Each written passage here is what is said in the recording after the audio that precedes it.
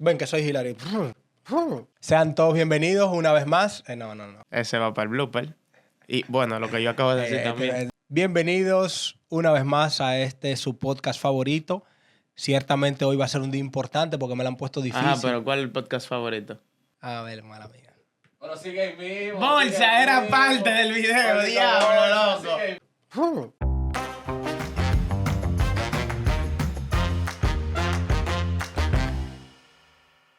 Hola, sean todos bienvenidos a su podcast favorito, Pizca Política. Lo hice bien, tenía ratico intentándolo. Hoy me lo han puesto difícil, señores, porque estaremos moderando este panel. Digamos que será un diálogo amistoso, porque nosotros somos expresando punto de vista. Expresando punto de vista, pero ciertamente yo creo que hoy va a ser un día importante, y principalmente este video, todos los otros lo han sido, pero principalmente señores, porque estamos hablando de un tema que ciertamente está en la palestra internacional, también en la palestra nacional y que ha generado mucha preocupación. Y es la situación en Ucrania. Yo para eso quiero empezar dando un contexto. Ahí Christopher después en lo adelante nos va a expresar su punto de vista, haciendo el paréntesis de que como siempre decimos que no somos expertos de profesión, por lo menos nosotros somos... Sí, pero Jan, yo creo que tú de No, somos internacionalistas y duramos cerca de 7 meses, Samantha y yo, preparando nuestro tema de tesis en este tema. Exactamente la situación en Ucrania desde el año 2022. Señores, hay preocupación. Perdió Biden, lastimosamente, perdió el Partido Demócrata. Y yo lo anuncié. Que Christopher en un video anterior lo pueden buscar. Predijo que iba a ganar. Perdió Biden, pero ciertamente, evidentemente, aquellos países que son receptores de esa ayuda militar de los Estados Unidos de América, pues han sentido un último apoyo. Y yo creo que en Ucrania eso es lo que está pasando.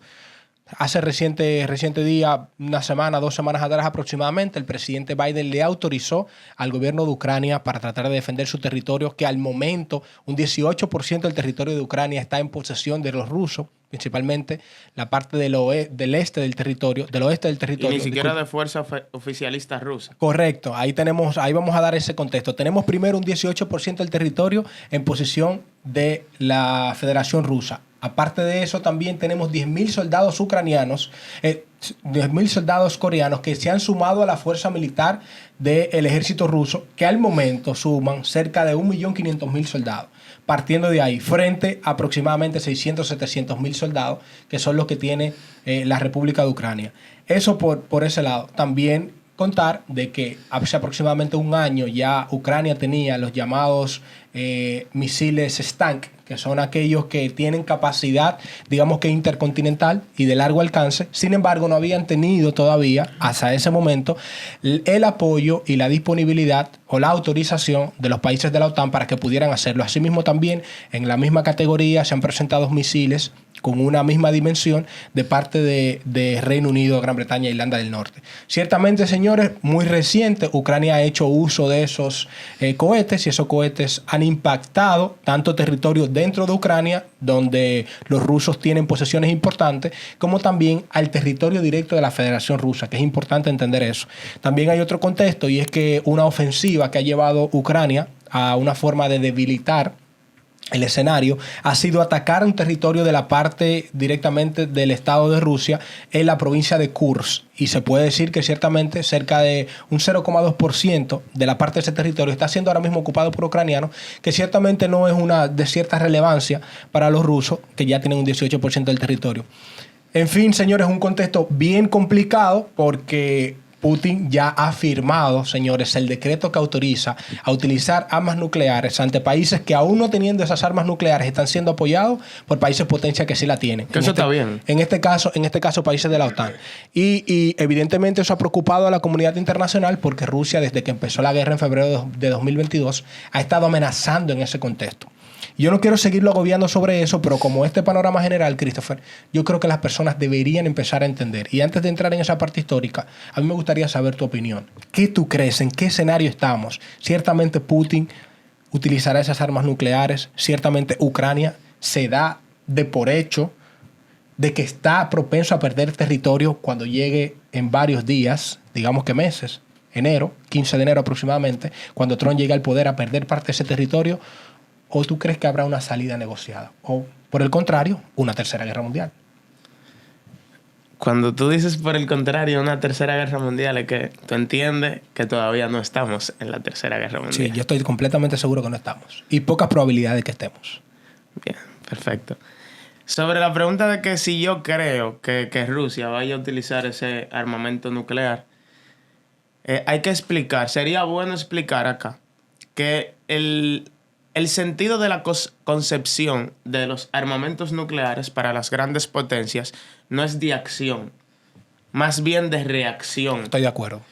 Incluso, la Tercera Guerra Mundial oficialmente no se ha dicho que ha iniciado, o no se ha hablado de otra guerra mundial desde la Segunda Guerra Mundial, es porque este abastecimiento de armamento nuclear por los grandes países es con el objetivo de indicarle a las demás potencias: oye, yo también estoy preparado para cuando se arme lo que tenga que pasar. No es con fines de accionar en contra de otra nación. Poner un límite, esas líneas rojas. No pase de aquí porque yo tengo igual para devolverte. Las llamadas líneas o banderas rojas, así se conoce.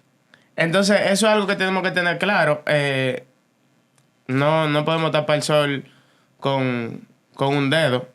Yo entiendo que hasta ahora Rusia no ha recibido ningún tipo de ataque a su política como Estado que ellos entiendan que deben de accionar con este tipo de armamento. Esa es mi posición.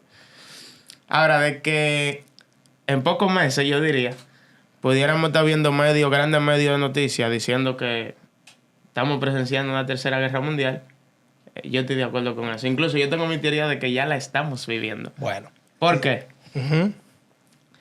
Ahora hay una herramienta de inteligencia artificial muy famosa, que es ChatGPT. Si nosotros... Por eso que tú vas a hacer la tarea ya. No, pero hay herramientas, la tecnología nos ha traído herramientas que nos pueden, sí, que nos ayudan. Lo que tú debes de leer un libro para entender un suceso histórico, en 10 minutos te hace un muy buen resumen. Sí, sí. Entonces, si nosotros buscamos, con la ayuda de inteligencia artificial, qué es una guerra mundial, nos vamos a encontrar con que es un conflicto armado en el que se involucran decenas o más de naciones, mueren millones de personas, que básicamente fue lo que ocurrió en la Primera y en la Segunda Guerra Mundial. Claro. Señores, nosotros alcanzamos ya el 1.000.000 de muertos en la guerra de Ucrania. De Rusia y Ucrania. Estamos hablando de 600.000 muertos rusos, si la memoria no me falla. Por ahí anda. Y unos 480.000 ucranianos. Ese ha sido el último Esas son las conteo estimaciones oficial que presentan los... y estimaciones, porque el conteo aumenta día tras día. Correcto. Entonces, pérdidas civiles también importantes. Cumplimos con el 1.000.000 de personas fallecidas por el conflicto. Aunque en cuanto a ataque ofensiva, defensivamente, no tenemos decenas de naciones involucradas, sí tenemos los intereses de un mundo completo involucrado. Bueno, cuando ya la misma nación de los Estados Unidos de América autoriza a Ucrania a utilizar cierto tipo de armamento, es porque considera que tiene algún interés, sea para ellos o para un allegado a ellos. No sé si... Sí, te entiendo perfecto. Si me doy a entender. En conclusión, yo entiendo que directamente no se han visto más de una decena de países involucrados, pero indirectamente sí, incluso nosotros, que somos un país muy aledaño a donde está pasando el suceso actualmente. Aquí cuando comenzó la guerra en Ucrania, ¿cuál era la queja de la persona? El combustible. Claro, no, sufrimos esa digamos que esa dinámica de abastecimiento. Lo ha sufrido todo el mundo. Sí, la cadena, y vamos a aclarar esa parte. Ojo, difiero de ti, acepto varios de tus puntos, pero en el fondo de tu comentario difiero totalmente. Y yo creo que hay que entender este escenario en las distintas perspectivas que te puede ofrecer la guerra. Lo primero que yo entiendo que se debe considerar es que para hablar de que esta guerra pueda continuar o pueda extenderse, hay que considerar los factores que han permitido que la guerra llegue a este punto. El factor número uno ha sido lo aproximadamente 76.000 millones de dólares que le ha donado los Estados Unidos de América a la República de Ucrania en armamentos militar principalmente y asistencia para enfrentar a la Federación Rusa. Ojo, yo quiero aclarar algo antes de hacer mis comentarios. Yo estoy totalmente en contra de la invasión de un territorio soberano en el marco de los propósitos y principios que bien establece la Carta de las Naciones Unidas, que es lo que está haciendo Rusia actualmente con el territorio de Ucrania. Ahora, yo voy a expresar mi punto de vista desde el ámbito de lo que se hace en el juego de poder y lo que es necesario en las relaciones internacionales. Partiendo de ahí, Considerando el factor de los Estados Unidos de América, que está muy propenso a que ese factor no continúe, porque Trump ha dicho en su discurso de campaña y lo sostiene, que en 24 horas la guerra termina. Está ese factor. Ojo con eso ahí. Donald Trump ha sido el único presidente de los Estados Unidos de América que no ha iniciado una guerra. Estoy de acuerdo Entonces contigo. él tiene sustento para decir no eso. estoy de acuerdo contigo. Él va a hacer todo el esfuerzo para que eso culmine.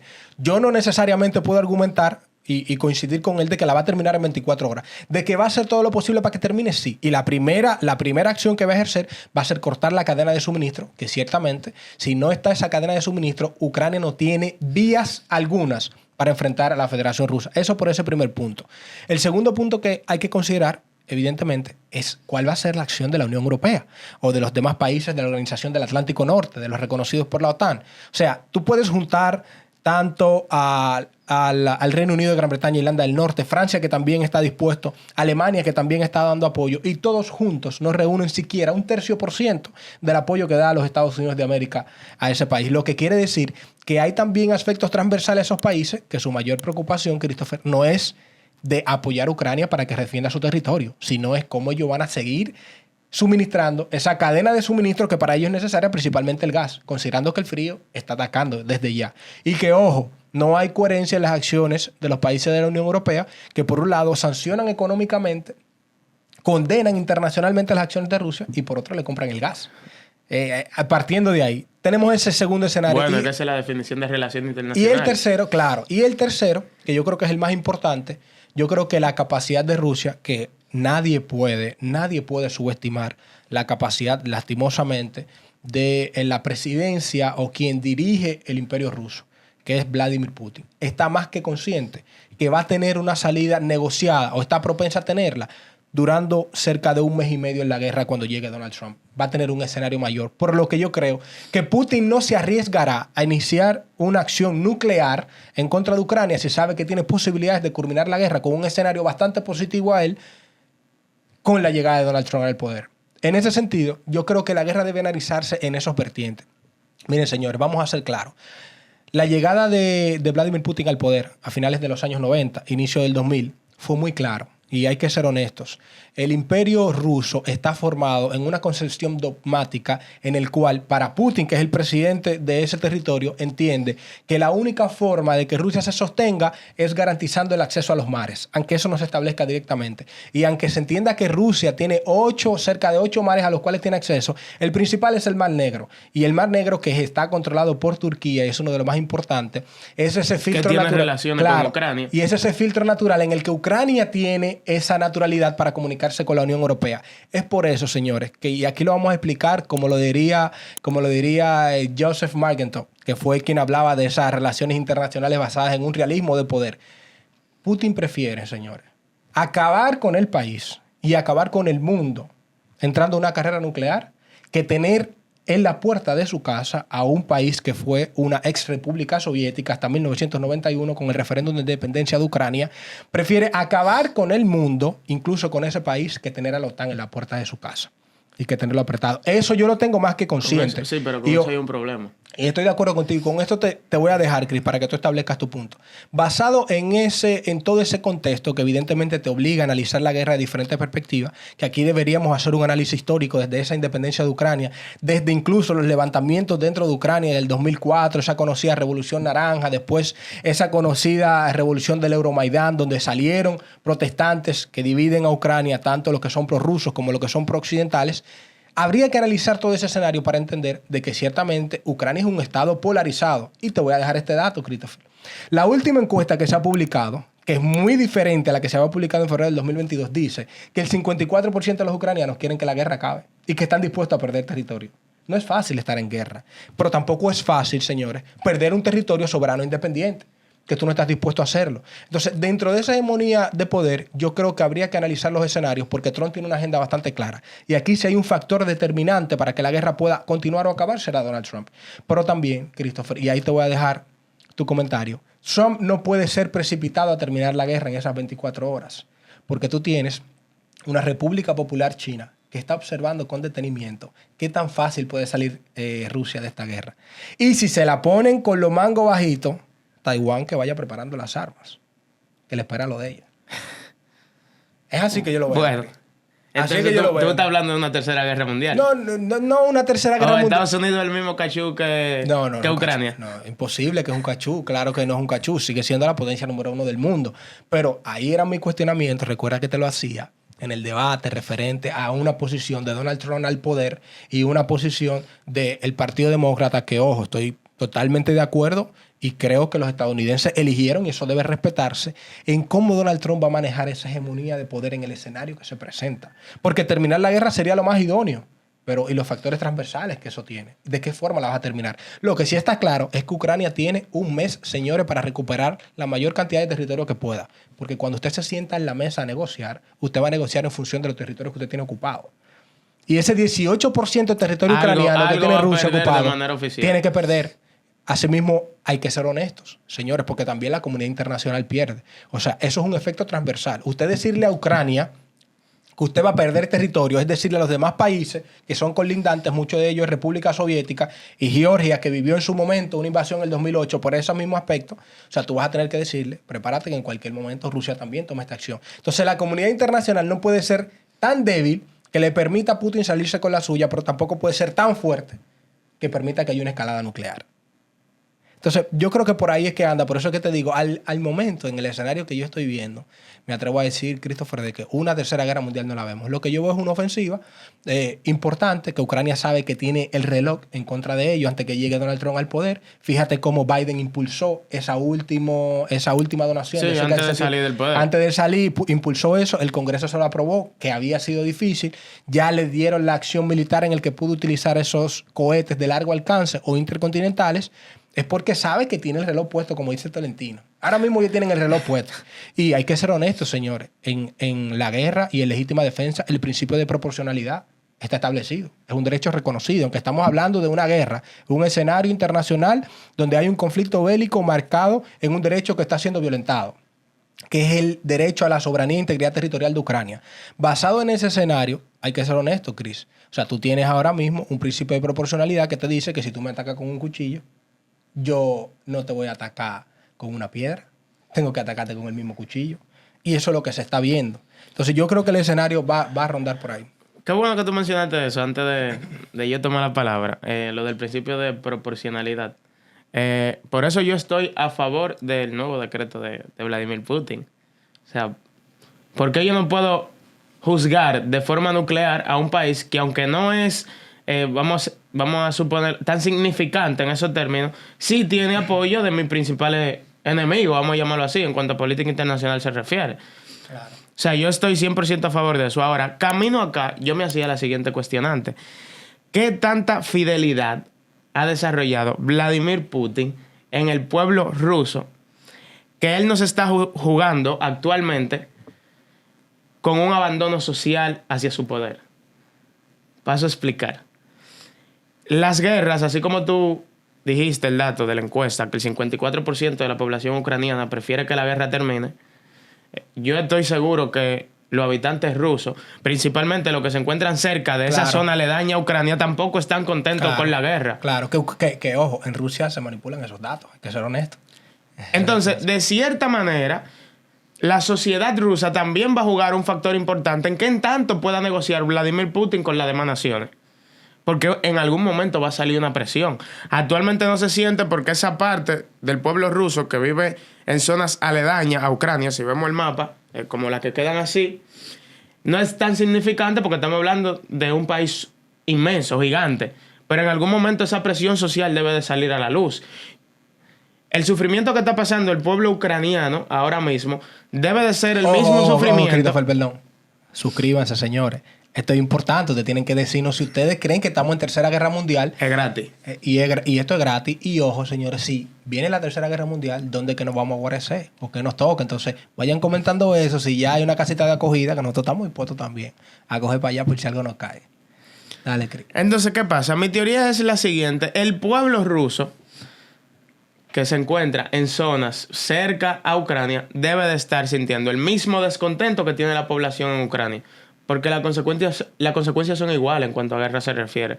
Tú tienes menos capacidad de acceder a suministros que te garanticen una calidad de vida. Sufre los ataques que hacen una nación a la otra.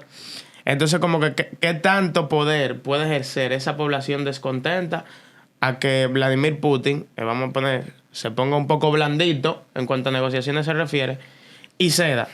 Pero resulta que aún cediendo está ganando, porque como tú dijiste, ya tiene una gran parte de la población tomada. Entonces, cuando tú te sientes en la mesa, algo tú me tienes que dar. Mira, yo creo que yo estoy totalmente de acuerdo contigo. Lo que pasa es que en ese escenario, por lo menos en la Federación Rusa, no se pudiera analizar la simpatía de la población rusa de cara a continuar con que termine porque la a guerra. nivel de encuesta la población 100% No, contenta, y ojo, según ellos siempre. es una dictadura. Ellos pudieran decir que no quieren la guerra y Putin le va a decir, usted va para la guerra, quiera o no quiera. Que yo siempre he visto Esto lo decido yo. siempre he visto a Rusia como un continente aparte. Sí, eso es un mundo aparte. Y yo creo que en su historia también habría que... O sea, ellos no se consideran parte del resto del mundo. Claro, hasta su propia revolución es parte de China, que es su aliado, no se mete en su problema de lleno. O sea, esa gente vive en un mundo totalmente aparte. Son totalmente diferentes. Entonces, partiendo de ese escenario, habría que decir de que ciertamente, señores, hay una guerra también propagandística. Esa guerra que es muy conocida y que en parte de la diplomacia es parte de esa misma ideología que se le conoce como la diplomacia del que se vende más fuerte o el que se presenta más débil, que es parte de esa misma propaganda que en su momento lo utilizó Adolfo Hitler en la Segunda Guerra Mundial y que hoy le estamos viendo una mayor escalada, con un mayor rango de espionaje, con un mayor rango de incluso penetración en las informaciones de cada persona. Bueno, por el tema de espionaje, Rusia ha perdido una inmensa cantidad de militares de alto mando rusos. Claro, eso es indiscutible. O sea, aquí, señores, para ganar la guerra, hay muchos escenarios que hay que considerar. Y yo creo que Sun Tzu lo mencionaba muy bien en el arte de la guerra. Quizás no mencionaba el tema de la propaganda como parte de ello, porque evidentemente hay que considerar el momento en el que se escribe ese arte, pero uno de ellos es cómo usted se presenta ante la guerra. Putin se ha declarado un ganador desde el inicio de ella y, ojo, yo creo que muy bien también el presidente Zelensky ha intentado vender de que ciertamente hay una resistencia fortalecida, levantando la moral incluso a los soldados ucranianos que saben, señores, que están peleando con una potencia militar. Ojo, la número 2 para muchos. Entonces, partiendo de ese escenario, Chris, yo creo que independientemente del factor o los aspectos transversales que presenta la guerra, tú tienes 3 escenarios. Estamos hablando de que tú tienes los 2 mayores graneros del mundo.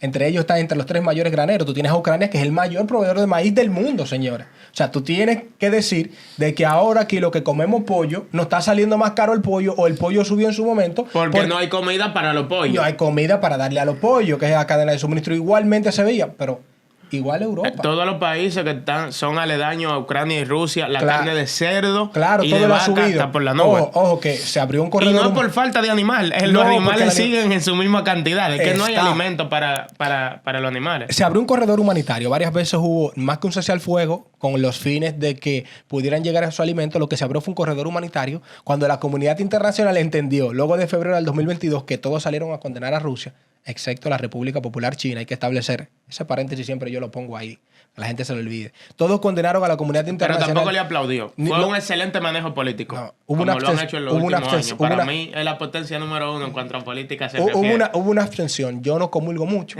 con el manejo de la República Popular China. Tú sabes que yo... El que come callado repite. Yo comulgo mucho con la transparencia, la democracia y la honestidad, pero pongo el paréntesis de que se abstuvo. Eso por intereses afines que ya habría que analizar en otro aspecto. Pero ciertamente la comunidad internacional, entendiendo de que condenando a un Estado como lo es la Federación Rusa, que es totalmente dependiente de esa exportación principalmente, de su capacidad energética, dígase de ese carbón, que son también grandes productores de carbón, y evidentemente de ese gas, pues iban a tratar de suprimir al Estado. Hay otro elemento importante de la cadena de suministro que tú no lo has mencionado. Y a mí me preocupa que también los que nos están escuchando no lo saben. ¿Cuál es eso? Y es que Ucrania tiene muchos países áridos en su alrededor. Estoy de acuerdo. Y ellos tienen la Tierra Negra. Sí, estoy de acuerdo. Es un valor. Explica eso. Es nutrida totalmente de fósforo. Explica la eso. Tierra Negra es básicamente, en formato digerible, que ustedes lo puedan entender de manera rápida. La Tierra Negra es esa tierra que tendría que usar su abuela para sembrar una mata en un país en el que solo hay arena. Correcto. Es una tierra muy fertilizante, que en su mayoría tiene punto estratégico en el mundo donde se da. Ucrania es uno de ellos y es la única de toda esa zona aledaña. Entonces estamos hablando que si Egipto quiere sembrar mata, necesita la tierra negra que tiene Ucrania. Tienen que hablar con ellos. Entonces es un factor eso importante habla mucho también. de la fertilidad. Que la ONU, para la ONU, ese es uno de los factores más importantes por el tema de la agenda que protege al medio ambiente. Claro, totalmente de acuerdo contigo. Eso es un factor bien importante porque hay que entender Ucrania no únicamente la faceta de que Rusia quizás quisiera volver por el tema de ese simbolismo que representa para la ex República Soviética, sino, señores, como todo en la guerra y en la comunidad internacional, los intereses que representa si Rusia ese se Estado. descuida, Estados Unidos invade Ucrania fácilmente también, entonces, porque hay beneficios. Ahí está el aspecto transversal. Si analizamos, es parte de la misma historia, si analizamos desde el 2008, porque esto no viene de ahora, hay que recordar, señores, que en el 2008 hubo una intención que se presentó de Georgia y de la misma Ucrania con el interés de sumarse a la Unión Europea, que fue una de las acciones que trajo a que Víctor Yanukovych, que era el presidente en ese momento, que fue uno de los que recibió todos esos ataques de la Revolución Naranja, que después iba a ser el que iba a levantar el pueblo, se iba a levantar en contra de él en el marco del Euromaidán, fue uno de los que dijo, esto no va a pasar porque respondía a los intereses rusos. Ojo, tuvo que salir en el 2012 corriendo.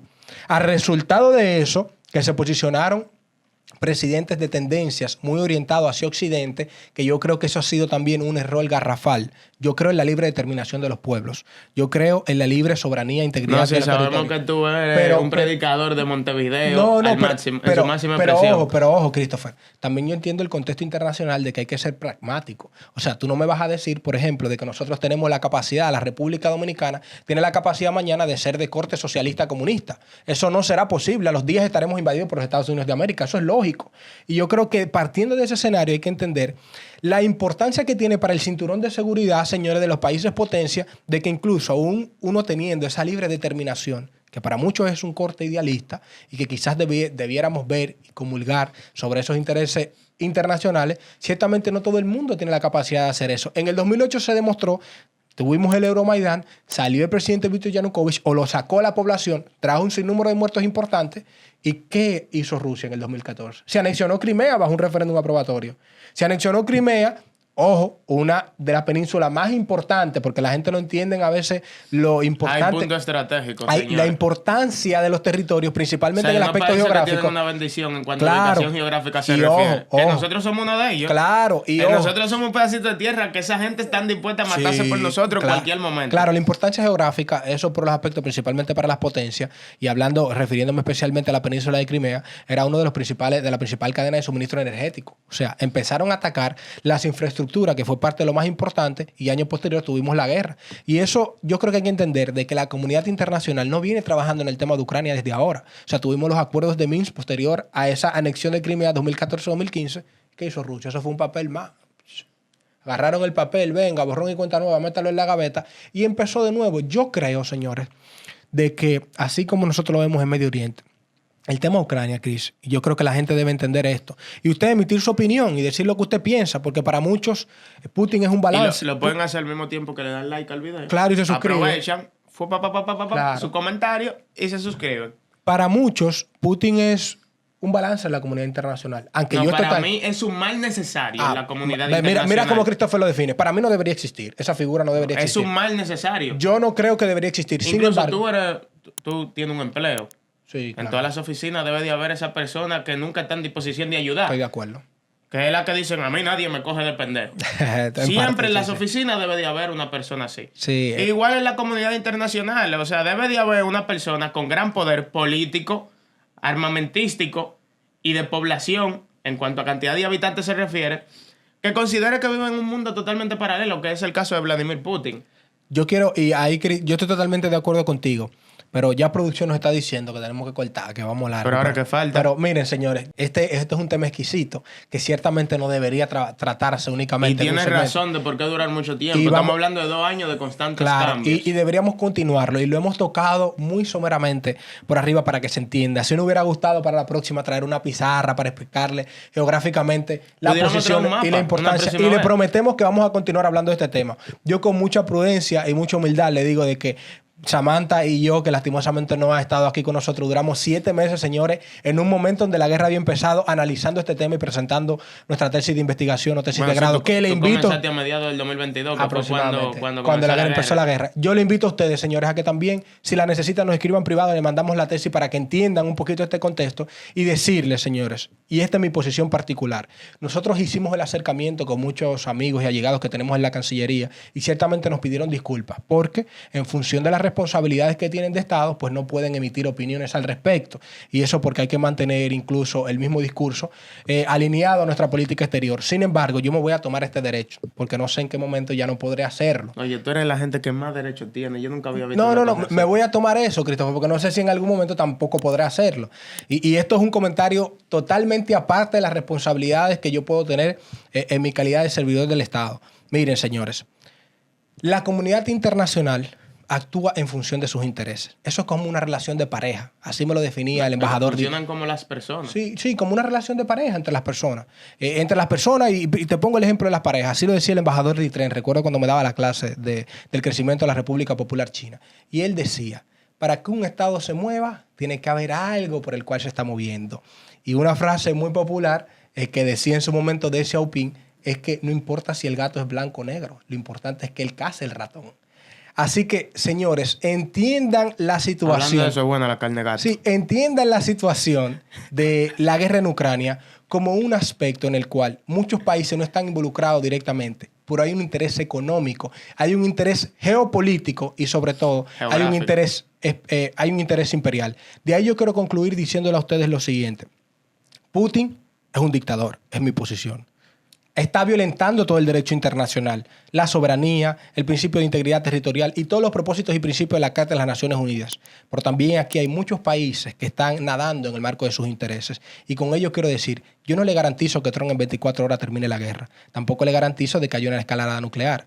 Lo que sí le puedo recomendar es que se mantenga activo a lo que pueda pasar. Porque aunque nosotros somos una isla bastante pequeña, que nuestros intereses quizás no anden rondando por ahí, les aseguro que los intereses económicos y la cadena de suministro podemos sentir que ya lo hemos sentido. Cómo para cerrar. Se infla nuestra economía o cómo baja. ¿Sí? ¿Qué estrategia utilizaría Rusia si en unos años ellos deciden mostrar interés en nuestro territorio? Porque su estrategia en Ucrania fue desmoralizar la población atacando la productora energética. Aquí estamos acostumbrados a estar sin luz. Vamos a funcionar igualito. Ese fue negro el chiste. Pero, ojo, señores, aquí tuvimos la guerra de los misiles, como se llamó o se reconoce, a finales de la década de los 50 en Cuba. Y a Cuba eso todavía le ha costado. Ya no es un secreto para nadie. La ex República Soviética, la ex Unión Soviética, ya lo ha intentado en el Caribe. Lo que yo no creo que le vaya a salir tan fácil. Porque yo te aseguro que los Estados Unidos tienen los guantes puestos. Así que, señores, o sea, quisiéramos continuar con ustedes. Esperamos ustedes le hayan podido sacar provecho. Estudien este tema, comenten, denle like, escriban también y déjennos saber si ustedes creen que ciertamente estamos en una tercera guerra mundial. Y ojo, si tenemos incluso que salir al mano. Ojo, en el marco de lo que establece la ley para que no salga todo el mundo a defenderse. Aunque yo le puedo asegurar que para los bombardeos están de esas armas intercontinentales, no hay forma de que nosotros no podamos defender. Lo bueno sería que nos agarre bebiendo un café. Si bebanse un café, un tecito y denle seguimiento por ahí. Así que, señores, eso ha sido todo de su podcast favorito, Pizca Política. Y hasta la próxima. Que se me olvidó el Pizca Política.